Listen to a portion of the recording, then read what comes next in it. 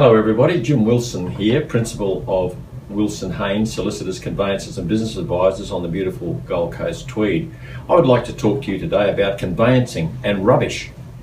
Do you know that when you purchase a property that you have a right of final inspection, but that right of final inspection doesn't necessarily extend to your right to be able to not proceed with settlement if the property is in a mess, the walls have been scratched, or there's rubbish left lying around the yard.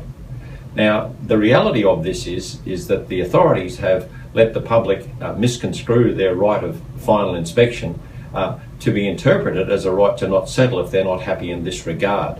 Let me clear that up for you well and truly, because as your solicitors and conveyancers, we've got a very, very limited ability to manage this for you on the day of settlement. We can huff and puff and try and blow the house down, but at the end of the day, we're very, very reluctant to recommend to you not to settle because of the other contractual obligations in the standard conditions contracts. So what should you do about that? Well, obviously, if you're concerned, you should speak to your solicitor and conveyancer about inserting a special clause when you're the purchaser. However, that can be quite difficult because it will require photographs and vision and things of that nature, but by all means give thought and consideration to that if that is something that concerns you.